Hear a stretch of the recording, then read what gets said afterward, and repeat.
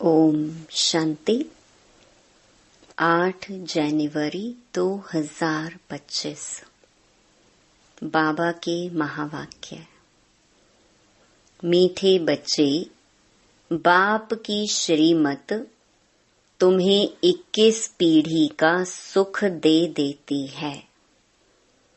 इतनी न्यारी मत बाप के सिवाय कोई दे नहीं सकता।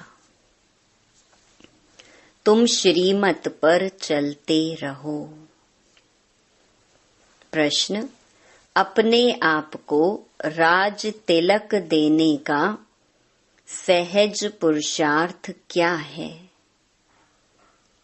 उत्तर: पहला, अपने आप को राज तिलक देने के लिए बाप की जो शिक्षाएं मिलती हैं उन पर अच्छी रीति चलो।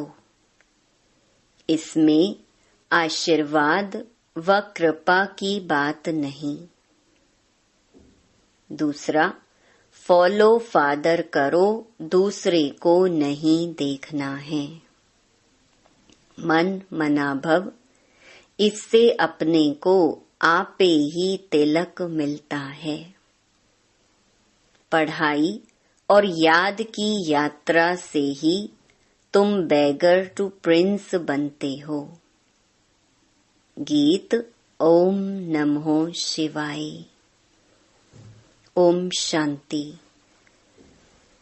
जब बाप और दादा ओम शांति कहते हैं तो 2 बार भी कह सकते हैं, क्योंकि दोनों एक में हैं।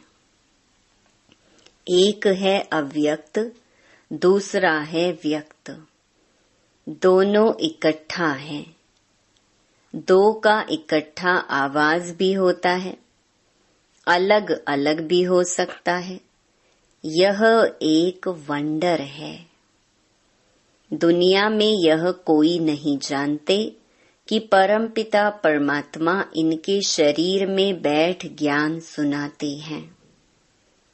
यह कहाँ भी लिखा हुआ नहीं है। बाप ने कल्प पहले भी कहा था, अभी भी कहते हैं कि मैं इस साधारण तन में बहुत जन्मों के अंत में इनमें प्रवेश करता हूँ, इनका आधार लेता हूँ। गीता में कुछ न कुछ ऐसे वर्शंस हैं जो कुछ रियल भी हैं।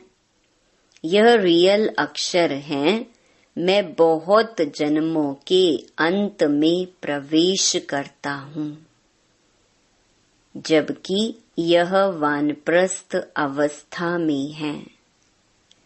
इनके लिए यह कहना ठीक है।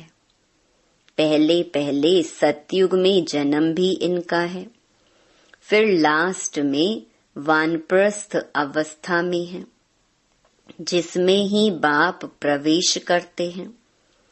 तो इनके लिए ही कहते हैं, यह नहीं जानते कि हमने कितने पुनर्जन्म लिए। शास्त्रों में 84 लाख पुनर्जन्म लिख दिया है। यह सब है भक्ति मार्ग। इनको कहा जाता है भक्ति कल्ट। ज्ञान कांड अलग है, भक्ति कांड अलग है। भक्ति करते करते उतरते ही आते हैं। यह ज्ञान तो एक ही बार मिलता है। बाप एक ही बार सर्व की सद्गति करने आते हैं। बाबा आकर सबकी एक ही बार प्रारब्ध बनाते हैं भविष्य की। तुम पढ़ते ही हो भविष्य नई दुनिया के लिए। बाप आते ही हैं नई राजधानी स्थापन करने, इसीलिए इनको राजयोग कहा जाता है। इनका बहुत महत्व है। चाहते हैं भारत का प्राचीन राजयोग कोई सिखलावे, परंतु आजकल यह सन्यासी लोग बाहर जाकर कहते हैं कि हम प्राचीन राजयोग सिखलाने आए हैं। तो वह भी समझते हैं। हम सीखें क्योंकि समझते हैं योग से ही पैराडाइज स्थापन हुआ था। बाप समझाते हैं योग बल से तुम पैराडाइज के मालिक बनते हो। पैराडाइज स्थापन किया है बाप ने। कैसे स्थापन करते हैं वह नहीं जानते। यह राजयोग रूहानी बाप ही सिखलाते हैं। जिस्मानी कोई मनुष्य सिखला ना सके। आजकल एडल्ट्रेशन, करप्शन तो बहुत है ना। इसीलिए बाप ने कहा है मैं पतितों को पावन बनाने वाला हूँ। जरूर फिर पतित बनाने वाला भी कोई होगा। अभी तुम जज करो, बरोबर ऐसे है ना। मैं ही आकर सभी वेदों शास्त्रों आदि का सार सुनाता हूँ। ज्ञान से तुमको 21 जन्मों का सुख मिलता है। भक्ति मार्ग में है अल्पकाल क्षण भंगुर सुख। यह है 21 पीढ़ी का सुख जो बाप ही देते हैं। बाप तुमको सद्गति देने के लिए जो श्रीमत देते हैं वह सबसे न्यारी है। यह बाप सबकी दिल लेने वाला है। जैसे वह जड़ दिलवाड़ा मंदिर है, यह फिर है चैतन्य दिलवाला मंदिर। एक्यूरेट तुम्हारी एक्टिविटी के ही चित्र बने हैं। इस समय तुम्हारी एक्टिविटी चल रही है। दिल वाला बाप मिला है, सर्व का सद्गति करने वाला। सर्व का दुख हरकर सुख देने वाला। कितना ऊंच ते ऊंच गाया हुआ है। ऊंच ते ऊंच है भगवान शिव की महिमा। भल चित्रों में शंकर आदि के आगे भी शिव का चित्र दिखाया है। वास्तव में देवताओं के आगे शिव का चित्र रखना तो निषेध है। वह तो भक्ति करते नहीं। भक्ति ना देवताएं करते न सन्यासी करते हैं। वह हैं ब्रह्म ज्ञानी, तत्व ज्ञानी। जैसे यह आकाश तत्व है, वैसे वह ब्रह्म तत्व है। वह बाप को तो याद करते नहीं, ना उनको यह महामंत्र मिलता है। यह महामंत्र बाप ही आकर संगम युग पर देते हैं। सर्व का सद्गति दाता बाप एक ही बार आकर मन मना भव का मंत्र देते हैं। बाप कहते हैं, बच्चे देह सहित देह के सब धर्म त्याग, अपने को अशरीरी आत्मा समझ मुझ बाप को याद करो। कितना सहज समझाते हैं। रावण राज्य के कारण तुम सब देह अभिमानी बने हो। अभी बाप तुमको आत्म अभिमानी बनाते हैं। अपने को आत्मा समझ मुझ बाप को याद करते रहो, तो आत्मा में जो खाद पड़ी है वह निकल जाए। सतो प्रधान से सतो में आने से कलाएं कम होती है ना। सोने की भी कैरेट होती है ना। अभी तो कलयुग अंत में सोना देखने में भी नहीं आता। सतयुग में तो सोने के महल होते हैं। कितना रात दिन का फर्क है। उसका नाम ही है गोल्डन एजेड वर्ल्ड। वहाँ ईंट पत्थर आदि का काम नहीं होता। बिल्डिंग बनती है तो उसमें भी सोने चांदी के सिवाय और कीचड़ पट्टी नहीं होती। वहाँ साइंस से बहुत सुख है। यह भी ड्रामा बना हुआ है। इस समय साइंस घमंडी है, सतयुग में घमंडी नहीं कहेंगे। वहां तो साइंस से तुमको सुख मिलता है, यहाँ है अल्पकाल का सुख, फिर इससे ही बड़ा भारी दुख मिलता है। बॉम्ब्स आदि ये सब विनाश के लिए बनाते ही रहते हैं। बॉम्ब्स बनाने के लिए दूसरों को मना करते हैं, फिर खुद बनाते रहते। समझते भी हैं इन बॉम्ब्स से हमारी ही मौत होनी है, लेकिन फिर भी बनाते रहते हैं, तो बुद्धि मारी हुई है ना। यह सब ड्रामा में नोंद है, बनाने के सिवाय रह नहीं सकते। मनुष्य समझते हैं कि इन बॉम्ब्स से हमारा ही मौत होगा, परंतु पता नहीं कि कौन प्रेरित कर रहा है। हम बनाने बिगर रह नहीं सकते, जरूर बनाने ही पड़े। विनाश की भी ड्रामा में नोंद है। कितना भी भल कोई पीस प्राइज दे, परंतु पीस स्थापन करने वाला एक बाप ही है। शांति का सागर बाप ही शांति, सुख, पवित्रता का वर्षा देते हैं। सतयुग में है बेहद की संपत्ति, वहां तो दूध की नदियां बहती हैं। विष्णु को क्षीर सागर में दिखाते हैं, यह भेंट की जाती है। कहाँ वह क्षीर सागर, कहाँ यह विषय सागर। भक्ति मार्ग में फिर तालाब आदि बनाकर उसमें पत्थर पर विष्णु को सुला देते हैं।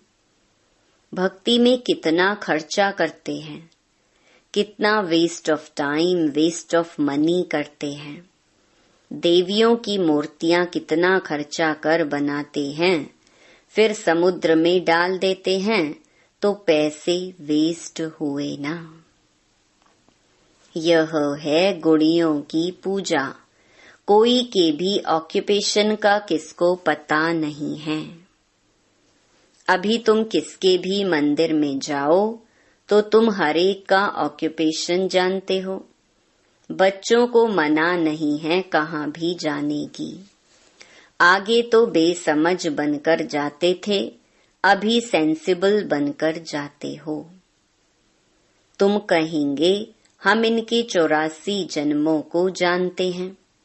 भारतवासियों को तो श्री कृष्ण के जन्म का भी पता नहीं है। तुम्हारी बुद्धि में यह सारी नॉलेज है। नॉलेज सोर्स ऑफ इनकम है। वेद शास्त्र आदि में कोई एम ऑब्जेक्ट नहीं है। स्कूल में हमेशा एम ऑब्जेक्ट होती है। इस पढ़ाई से तुम कितने साहूकार बनते हो। ज्ञान से होती है सद्गति। इस नॉलेज से तुम संपत्तिवान बनते हो। तुम कोई भी मंदिर में जाएंगे तो झट समझेंगे यह किसका यादगार है।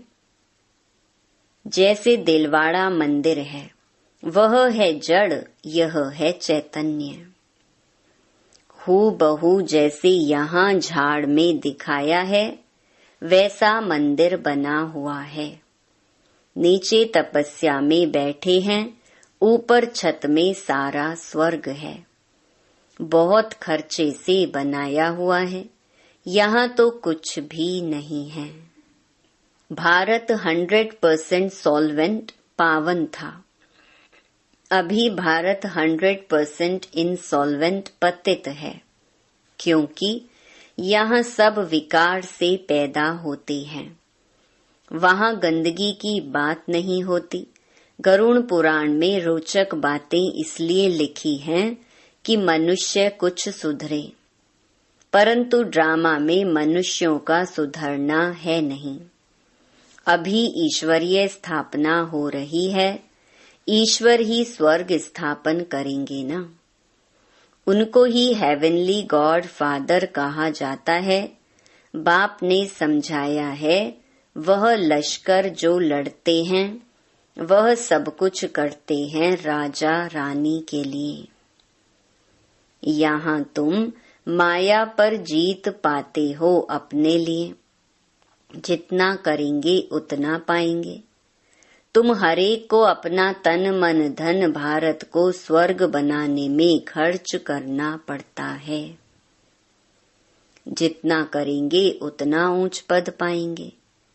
यहाँ रहने का तो कुछ है नहीं, अभी के लिए ही गायन है, किनकी दबी रहेगी धूल में। अभी बाप आया हुआ है तुमको राज्य भाग्य दिलाने। कहते हैं अब तन मन धन सब इसमें लगा दो। इसने माना ब्रह्मा ने सब कुछ न्योछावर कर दिया ना। इनको कहा जाता है महादानी। विनाशी धन का दान करते हैं तो अविनाशी धन का भी दान करना होता है, जितना जो दान करें। नामी ग्रामी दानी होते हैं तो कहते हैं फलाना बड़ा फिलैंथ्रोपिस्ट था। नाम तो होता है ना, वो इनडायरेक्ट ईश्वर अर्थ करते हैं, राजाई नहीं स्थापन होती है। अभी तो राजाई स्थापन होती है, इसीलिए कंप्लीट फिलैंथ्रोपिस्ट बनना है। भक्ति मार्ग में गाते भी हैं हम वारी जाएंगे। इसमें खर्चा कुछ नहीं है। गवर्नमेंट का कितना खर्चा होता है। यहाँ तुम जो कुछ करते हो अपने लिए, फिर चाहे 8 की माला में आओ, चाहे 108 में, चाहे 16,108 में, पास विद ऑनर बनना है। ऐसा योग कमाओ जो कर्मातीत अवस्था को पालो, फिर कोई सजा ना खाओ। तुम सब हो वॉरियर्स। तुम्हारी लड़ाई है रावण से, कोई मनुष्य से नहीं है। नापास होने के कारण 2 कला कम हो गई। त्रेता को 2 कला कम स्वर्ग कहेंगे। पुरुषार्थ तो करना चाहिए ना, बाप को पूरा फॉलो करने का। इसमें मन बुद्धि से सरेंडर होना होता है। बाबा यह सब कुछ आपका है। बाप कहेंगे यह सर्विस में लगाओ। मैं जो तुमको मत देता हूँ वह कार्य करो। यूनिवर्सिटी खोलो, सेंटर्स खोलो, बहुतों का कल्याण हो जाएगा। सिर्फ यह मैसेज देना है, बाप को याद करो और वर्षा लो। मैसेंजर पैगंबर तुम बच्चों को कहा जाता है। सबको यह मैसेज दो कि बाप ब्रह्मा द्वारा कहते हैं कि मुझे याद करो तो तुम्हारे विकर्म विनाश होंगे, जीवन मुक्ति मिल जाएगी। अभी हैं जीवन बंध, फिर जीवन मुक्त होंगे। बाप कहते हैं मैं भारत में ही आता हूँ। यह ड्रामा अनादि बना हुआ है। कब बना, कब पूरा होगा, यह प्रश्न नहीं उठ सकता। यह तो ड्रामा अनादि चलता ही रहता है। आत्मा कितनी छोटी बिंदी है, उसमें यह अविनाशी पार्ट नोंधा हुआ है। कितनी गुहिया बातें हैं। स्टार मिसल छोटी बिंदी है। माताएं भी यहाँ मस्तक पर बिंदी देती हैं। अभी तुम बच्चे पुरुषार्थ से अपने आप को राज तिलक दे रहे हो। तुम बाप की शिक्षा पर अच्छी रीति चलेंगे तो जैसे कि तुम अपने को राज तिलक देते हो। ऐसे नहीं कि इसमें आशीर्वाद व कृपा होगी। तुम ही अपने को राज तिलक देते हो। असल में यह राज तिलक है। फॉलो फादर करने का पुरुषार्थ करना है, दूसरों को नहीं देखना है। यह है मन मना भव, जिससे अपने को आपे ही तिलक मिलता है, बाप नहीं देते हैं। यह है ही राजयोग। तुम बेगर टू प्रिंस बनते हो तो कितना अच्छा पुरुषार्थ करना चाहिए, फिर इनको भी फॉलो करना है। यह तो समझ की बात है ना। पढ़ाई से कमाई होती है, जितना जितना योग उतनी धारणा होगी। योग में ही मेहनत है, इसलिए भारत का राजयोग गाया हुआ है। बाकी गंगा स्नान करते करते तो आयु भी चली जाए तो भी पावन बन न सकी।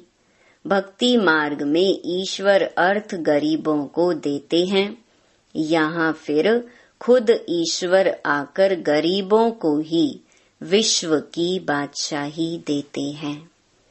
गरीब निवाज है ना। भारत जो 100% सॉल्वेंट था, वह इस समय 100% इनसॉल्वेंट है। दान हमेशा गरीबों को दिया जाता है। बाप कितना ऊंच बनाते हैं, ऐसे बाप को गाली देते हैं। बाप कहते हैं, ऐसे जब ग्लानि करते हैं तब मुझे आना पड़ता है। यह भी ड्रामा बना हुआ है। यह बाप भी है, टीचर भी है। सिख लोग कहते हैं सतगुरु अकाल। बाकी भक्ति मार्ग के गुरु तो ढेर हैं। अकाल को तख्त सिर्फ यह मिलता है। तुम बच्चों का भी तख्त यूज करते हैं, कहते हैं मैं इनमें प्रवेश कर सबका कल्याण करता हूँ। इस समय इनका यह पाठ है। यह बड़ी समझने की बातें हैं, नया कोई समझ ना सके। अच्छा, मीठे मीठे सिकिलधे बच्चों प्रति मात पिता बाप दादा का याद प्यार और गुड मॉर्निंग। रूहानी बाप की रूहानी बच्चों को नमस्ते। धारणा के लिए मुख्य सार। पहला, अविनाशी ज्ञान धन का दान कर महादानी बनना है। जैसे ब्रह्मा बाप ने अपना सब कुछ इसमें लगा दिया, ऐसे फॉलो फादर कर राजाई में ऊंच पद लेना है। दूसरा, सजाओं से बचने के लिए ऐसा योग कमाना है जो कर्मातीत अवस्था को पाले। पास विद ऑनर बनने का पूरा पूरा पुरुषार्थ करना है, दूसरों को नहीं देखना है। वरदान, कड़े नियम और दृढ़ संकल्प द्वारा अलबेलेपन को समाप्त करने वाले ब्रह्मा बाप समान अथक भव। ब्रह्मा बाप समान अथक बनने के लिए अलबेलेपन को समाप्त करो। इसके लिए कोई कड़ा नियम बनाओ, दृढ़ संकल्प करो। अटेंशन रूपी चौकीदार सदा अलर्ट रहें तो अलबेलापन समाप्त हो जाएगा। पहले स्व के ऊपर मेहनत करो, फिर सेवा में, तब धरनी परिवर्तन होगी। अभी सिर्फ कर लेंगे, हो जाएगा। इस आराम के संकल्पों के डल्लप को छोड़ो। करना ही है। यह स्लोगन मस्तक में याद रहे तो परिवर्तन हो जाएगा। स्लोगन, समर्थ बोल की निशानी है जिस बोल में आत्मिक भाव और शुभ भावना हो। अपनी शक्तिशाली मनसा द्वारा सकाश देने की सेवा करो। जितना जितना समय समीप आता जा रहा है, उतना व्यर्थ संकल्प भी बढ़ रहे हैं। लेकिन यह चुकतू होने के लिए बाहर निकल रहे हैं। उन्हों का काम है आना और आपका काम है उड़ती कला द्वारा, सकाश द्वारा परिवर्तन करना। घबराओ नहीं, उसके सेक में नहीं आओ। अच्छा, ओम शांति।